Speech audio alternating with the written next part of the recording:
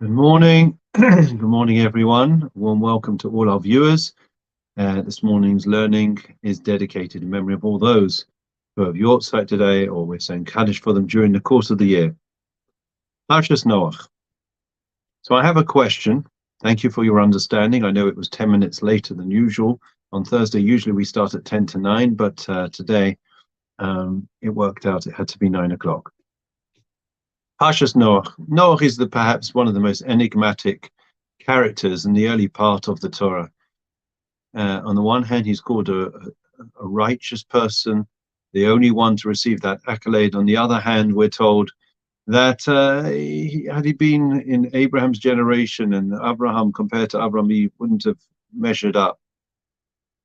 So who was Noach? What was his mission? Well, we know that he was entrusted and commanded to build a teva, to build an ark that he would be able to save humanity when the flood came. And instead of it being built, over the space of a year or 2 years or 3 years, Noah spent over 100 years building this ark, 120 years building the ark. Why did it take so long? So you could say if he was Jewish, well, because he simply didn't follow the instructions and there's no idea how to build, but Noah wasn't Jewish. So the answer, of course, is that Noach's building the ark was meant to be a stimulus, a trigger for the generation and society in which he lived, that they would see this unusual spectacle. He didn't live by the ocean, he wasn't by the sea, so why would he be building in the middle of the town an ark? And when they asked him and were curious to find out, he would respond, well, because society is corrupt, there's a lot of issues, a lot of problems in our generation, and God's warned that if we don't change, then there's going to be a flood. Now, so the whole point of Noach spending these 120 years building the ark was in order that he would be able to influence, in fact, his generation and thereby avert there actually being a flood in the first place. How successful was Noach? When I think of Noach, I think of the other Noach, Rabbi Noach Weinberg, who was one of the most successful, accomplished outreach workers, kiruv workers, a pioneer, really a trailblazer in his field. And there were thousands and thousands and thousands of men and women that Rabbi Noach Weinberg influenced across the Aish Torah movement. Now let's think about Noach. Noach lived much longer than Rabbi Noach Weinberg. How many did Noach in the Bible manage to change? How many did he turn back? How many did he manage to bring into the ark?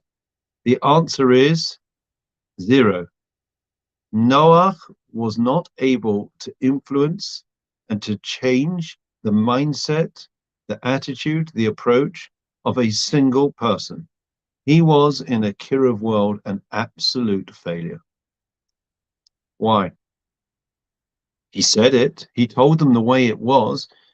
They could see he was building the ark. They could see he was righteous. So why didn't he influence and impact those around him? We find I think the answer we find in relation to slightly further on in the parsha, where we're told about the flood that was actually coming. And we're told that Noach entered the ark. You know why he entered the ark? Because of because of the waters of the flood. In other words, the Rashi says the only reason why he entered the ark was because the waters forced him into the ark. And we're told that Noach was mikatne imuna. He was of small faith, lacking in faith. He believed, mamin ve'eno mamin. He believed and he didn't believe. So simply speaking, one would think that would mean that Noach lacked in faith in terms of God, in terms of God's ability to bring the flood.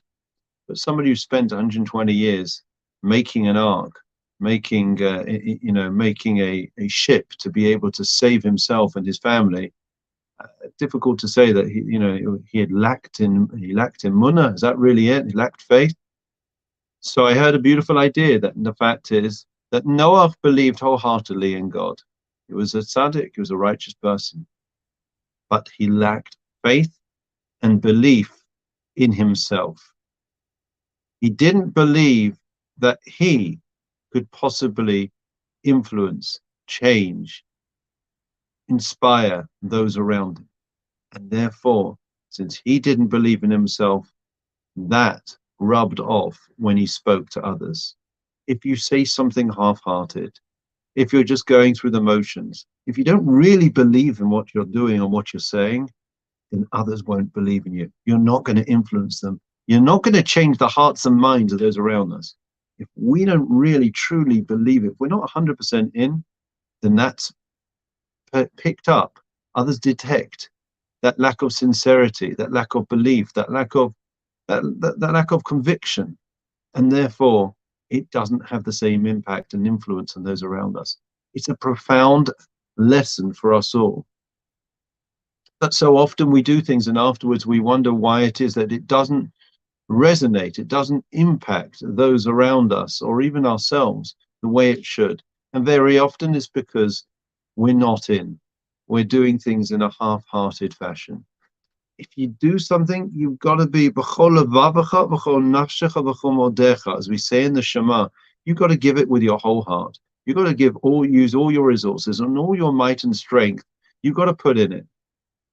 I find that very often, especially in the winter, we all get a bit down, we get a bit depressed, and some suffer from sad, and I'm not coming to judge. I'm just saying that we're all the energy is sapped by the darkness which we're about to experience when the clocks change this weekend.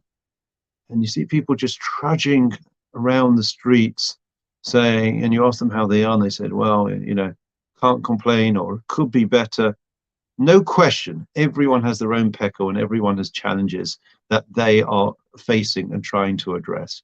But, and here's the big but, every day is a gift of life. Every day we are saved from a flood. We're blessed to have values, to have a mission, to have a clear direction, a moral compass directed by God himself. It's a gift. This life is so sacred, and yet we give it away and we live somebody else's life, or we live a sub life for no good reason. So all I'm suggesting is that we need to think and consider the life that we want and the life that we have. And perhaps part of, as the Kotzker said, part of belief in God is belief in ourselves. We have to believe in ourselves. Whatever we're doing, like we tell our kids and our grandkids, whatever we do, we've got to be all in. We've got to give it our all. What you put in, you get out. And that is an amazing insight and lesson for us from Noach, and for us to take away into life, into our relationships, our relationship with God, our relationships with family, with friends, with spouses, with children, with grandchildren. You got to go all in. And if we are able to do so, I can assure you that we will be following the latter Rabbi Noach rather than the earlier, his namesake Noach, and that we will have a transformative impact and influence of a positive nature on those around us. Wishing everyone well. Have a great day. Look after yourselves. We'll see you, please God, tomorrow, 9 a.m. Take care.